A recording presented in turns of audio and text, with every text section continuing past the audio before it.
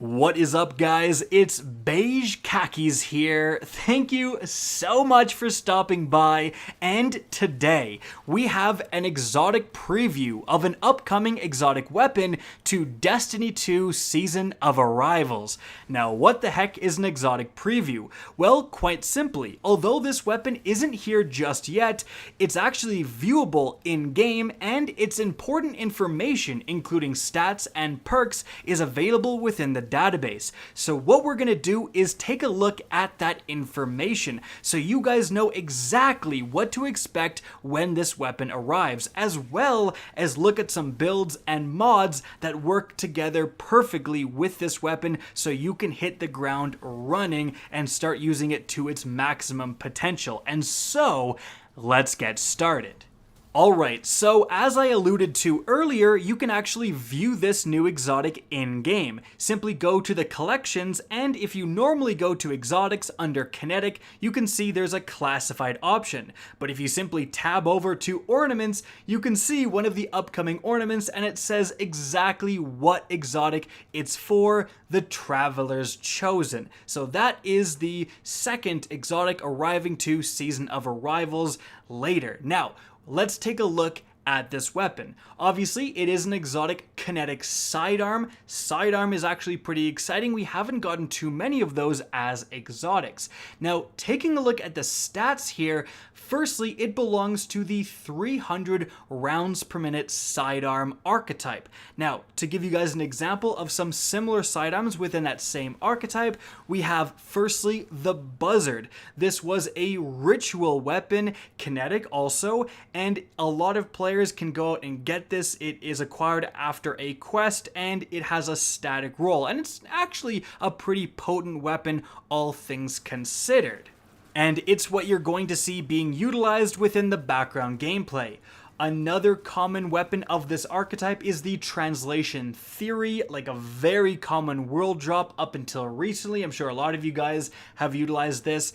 And another extremely common example that is actually pretty good, especially within PvP, is the Drang. Yes, that also belongs to that same archetype. So all of these weapons are going to do the same damage per shot. The big difference here is the stats. I mean, you can see some of the other stats of these weapons, and then if we show the Traveler's Chosen stats, oh my goodness, they blow these existing legendary sidearms out of the water. To give you guys an example, I mean, both the Drang and the Buzzard have a starting range of 42. The Traveler's Chosen has 82, 40 more, nearly double the range, and that is absolutely absurd. If you like using any of these sidearms in PvP, the Traveler's Chosen, just based on its stats, is a serious contender for the best PvP sidearm in the game, and that's a big deal right off the bat.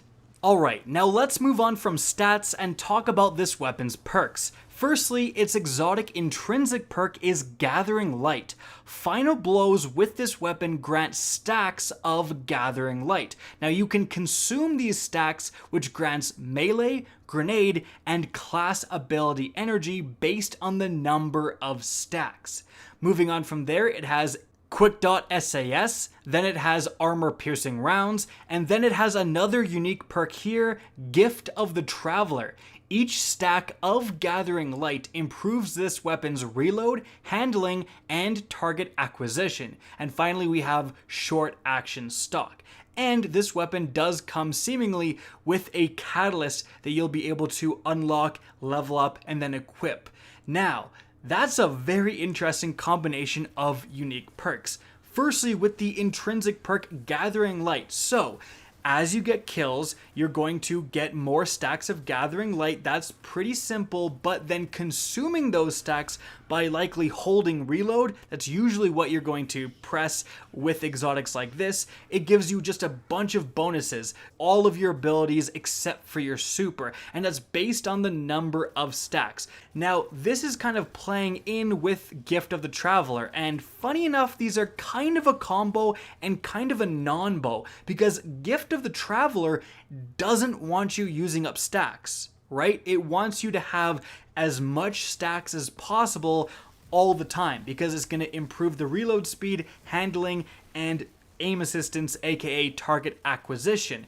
So you want to be getting into gunfights with the most gathering light stacks that you possibly can to get these advantages that are going to help you win the gunfight, of course, but at the same time you also want to consume these stacks for more ability energy.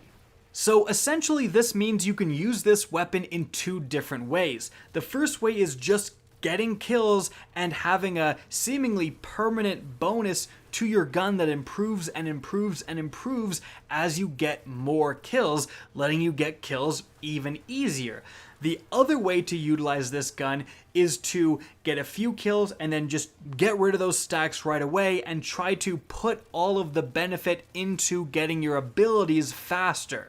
And then of course you can play somewhat in between where, let's say you keep the stacks for a gunfight and once all the enemies are dead, you've reaped the rewards of Gift of the Traveler, then you cash in all your stacks and kind of start fresh for the next engagement.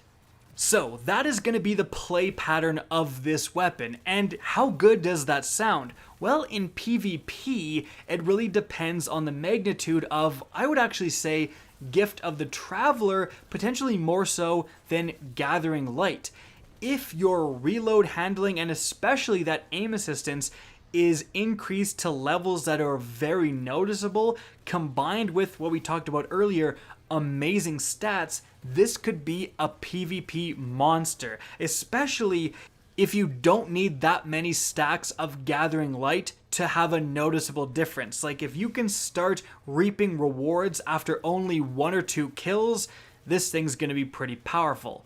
Of course, on the other end of the spectrum, if you only need 1 or 2 kills to get like your entire grenade back by cashing in those stacks, that would also be pretty cracked. But I do think moving away from PvP, PvE is going to be much more interested in Gathering Light, right? Because you really aren't interested in, well, you are in reload, but handling and target acquisition, not so much in PvE. Getting your abilities back, that is really, really key in PvE. So if Gathering Light is the main focus of this weapon and it doesn't take too many stacks to get a significant bonus to your abilities, I think it could be very good in PvE. And remember, these things are not mutually exclusive. If Gathering Light gives you a whole bunch of abilities back for 1 stack, like obviously that's good for PvP as well, but I'm saying PvE is much more interested in abilities, whereas PvP could be more interested within the bonuses to the gun itself. Interestingly, however, it's not just the magnitude of these perks that are going to determine whether or not this is a good exotic. You gotta pay a little bit more attention to this exotic because it's a sidearm. And that's because there's a couple of mods, one actually introduced just this season, that work directly with sidearms and make them significantly more powerful. So the first mod is Surprise Attack. So -10 intellect, which is obviously a downside, but it says, while charged with light, reloading or readying a sidearm, which does work with exotic sidearms, will consume all stacks of charged with light and convert them into stacks of a major damage buff, which are depleted as you damage combatants with that sidearm. A little bit complicated, here's how it works in game. The more stacks of charge with light you have when you reload with a sidearm, as you can see, the more like actual rounds you're going to get. Every single stack of charge with light turns into 5 buffed rounds for your sidearm. And those buffed rounds give you a significant damage increase for each one of those rounds. And every time you shoot, it consumes 1 round. So go and get 2 stacks with light, reload, you get 10 rounds that are very, very powerful. Now this is just good with sidearms. It's pretty easy to become stacked with light, and all you gotta do is whip out your sidearm or reload it, and then you get that significant damage buff. However, the downside, of course, is that it's only for those few rounds, and you're going to be using them up very swiftly, mainly if you're in a PvE environment. You can much more often just get the kill in PvP before those rounds run out. PvE, you gotta shoot enemies a lot more often to take them down. But that goes hand in hand with another mod here, and that is Swift Charge. So you could become charged with light by rapidly defeating combatants with pulse rifles, sidearms, or submachine guns.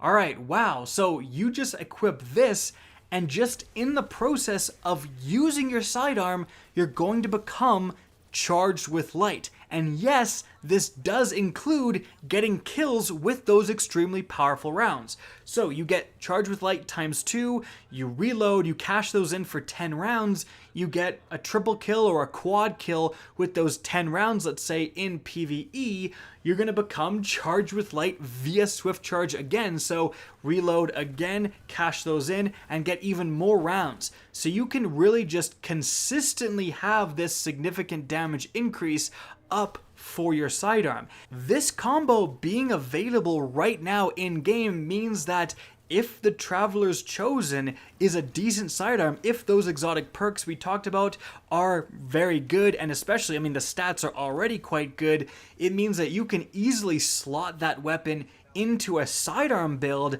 and really just hit the ground running in either PvE or PvP. And speaking of experience, like I did a video on this sidearm build with the Devil's Ruin exotic sidearm, you're capable of outputting enough DPS to rival special and even heavy weapons just with a primary. So it's actually something that you definitely want to keep an eye on.